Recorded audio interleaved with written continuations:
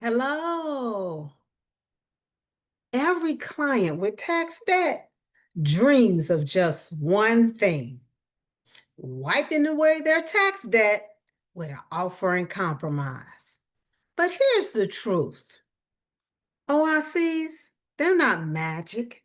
They come with wins, they come with pitfalls, and they come with the brutal truth that your clients never heard of. Welcome back to Let's Talk Taxes Tuesday with your hosts. I am Nafisa Manira, your tax attorney CEO who rescues businesses and individuals with tax debt and trains the next generation of attorneys, CPAs, and EAs to do the same. Welcome again. We are so happy that you have decided to join us on this episode. And this episode is specifically titled OICs, the benefits, the burdens, and the brutal truth. Now, you need to know this because when your clients come into your office, you need to know how to set the right expectations. So let's just dive right in with the benefits. The first benefit of offer and compromise is that your client, can settle their tax debt for less than the full amount. And isn't this what's always advertised? Get a fresh start. Settle your tax debt for pennies on the dollar. This is actually true for those clients who do qualify. This is a benefit where they are able to pay less than a full amount that's due on their tax debt. So this is a benefit of OIC.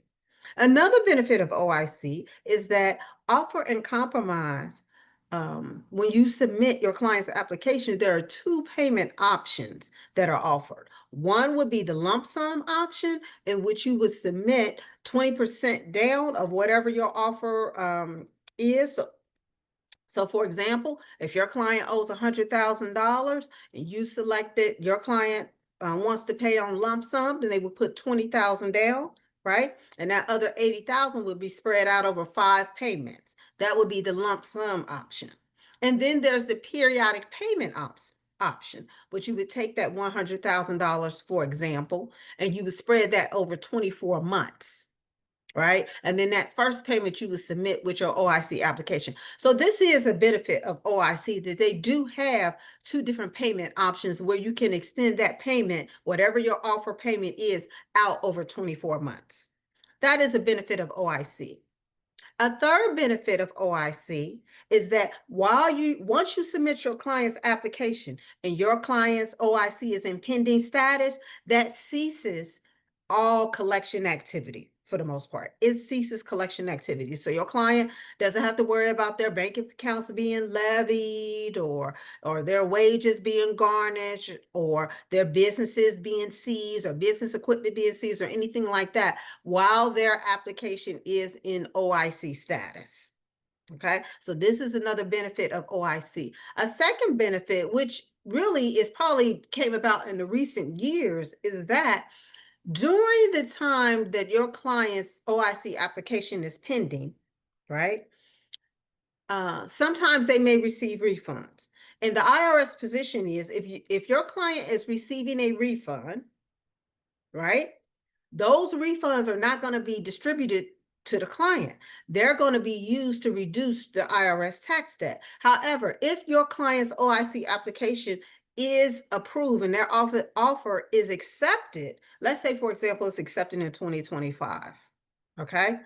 And your client is supposed to receive a refund based upon their 2024 taxes or whatever, okay? And they file their taxes in 2025 and they're supposed to receive it. Well, the IRS position as of 2021 is that you can receive, they will not take your refund. They will not take your client's refund because they have already accepted the OIC offer as of 2025. Does that make sense? I hope that makes sense. So that is a benefit that has come about after this time, after the pandemic, I think as of 2021. So that is a benefit of the OIC application. And then I want to talk, this last benefit that I want to talk about, which really is a misconception, is that the client's credit score will increase once they have an OIC application that's been approved and it's been accepted. Their credit score will increase because clients are still under the belief, and a lot of practitioners are still under the belief, that these tax liens affect your credit score, because this used to be the rule. Okay, but they changed this in 2017, 2018. The credit bureaus stopped putting the tax liens on your credit report. But a lot of people still believe that it affects their credit score and it affects their credit report because it's misinformation out there. But the truth of the matter is that the tax liens are not reported on your client's credit report. They're no longer picked up by the credit bureaus and reported on their credit reports. So it's not going to be affected. Their credit score is not going to be affected one way or the other by these tax liens. Okay. So that's something to keep in mind and make sure that you inform your client about, right? Now let's get on to the burdens. What are the burdens of OIC? Well, the main burden of OIC is that OIC offers and compromise require heavy documentation. The IRS, yes, they want to know everything. If you're saying that your client cannot pay the full amount that's due, the IRS needs documentation to find out why. They want to know your income. They want to know your expenses. They want to know your assets, your liability. They want to find out if you got any equity. Yes, they want to know everything. So you have to submit all this heavy documentation, profit and loss statements, bank statements, W-2s, 1099s. You have to submit a whole bunch of documentation. That is one of the burdens of an offer in compromise. Okay. And so you have to make sure that you let your client know this, because some clients aren't willing to have the IRS digging all into their finances and discovering a whole bunch of stuff. They're just not interested in that. So you need to make sure that you set that expectation up front, letting your client know, hey, heavy documentation will be required if you want to file offer in compromise. The second burden is not only do you have to submit that information to the IRS with the application, but the IRS, guess what?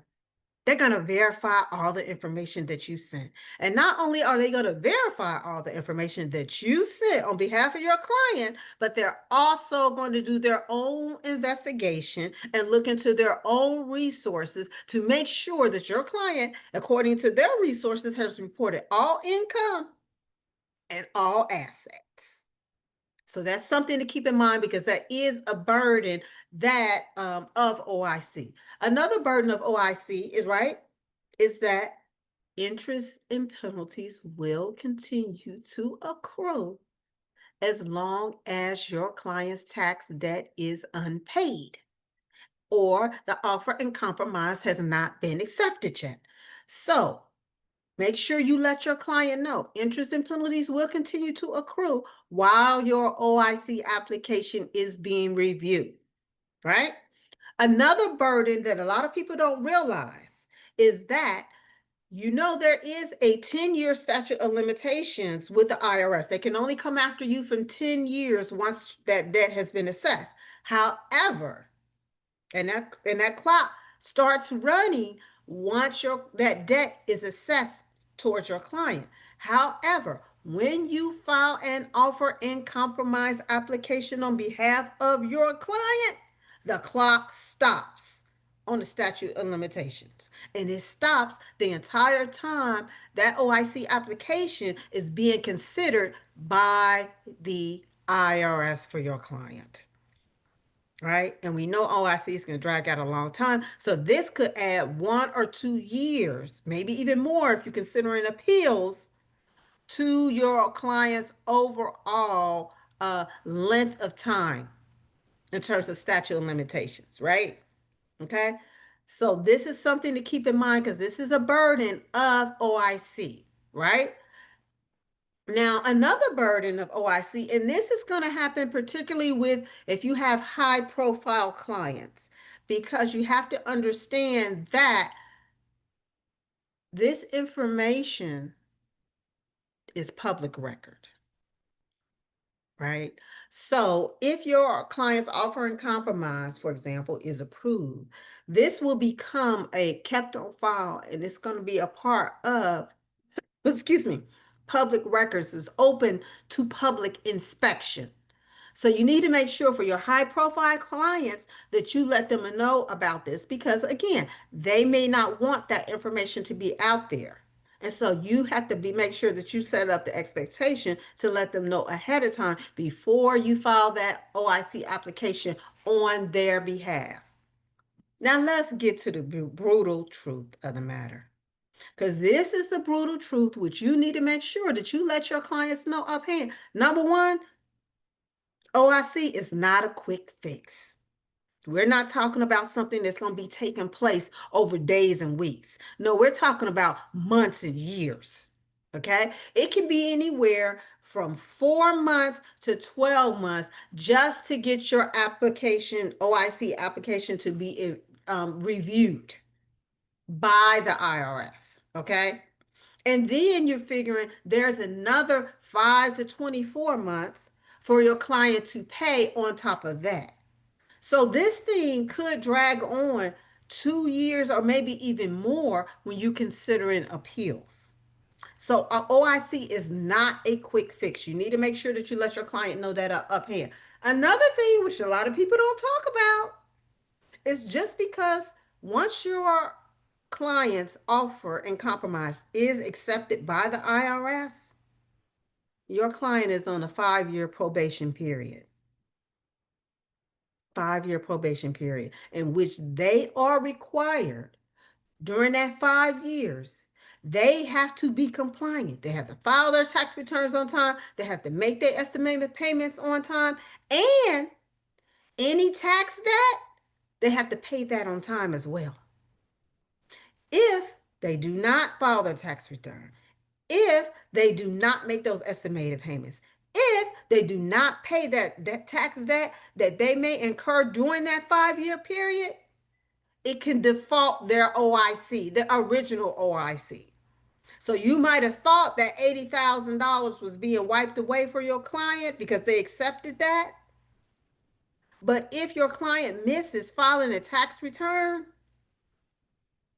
that they can end up defaulting on that OIC and owing that $80,000 anyway.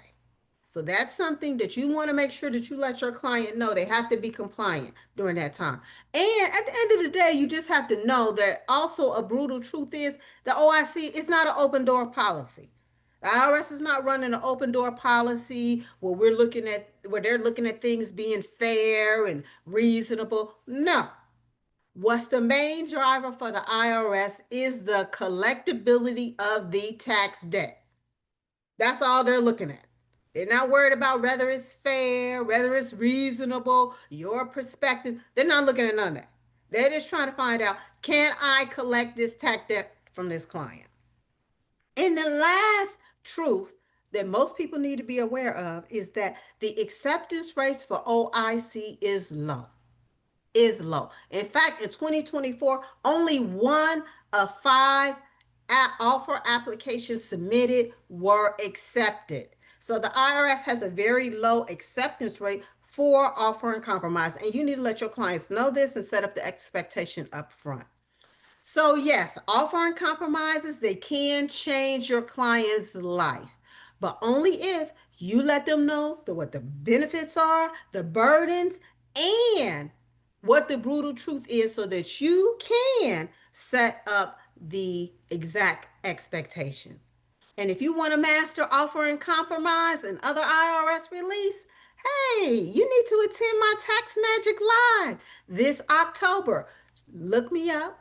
You can contact me at taxroadmapusa.com. And I want to thank you for joining us for another episode of Let's Talk Taxes Tuesday with me. I am Nafisa Manira, your tax attorney CEO. Have a great one. Bye.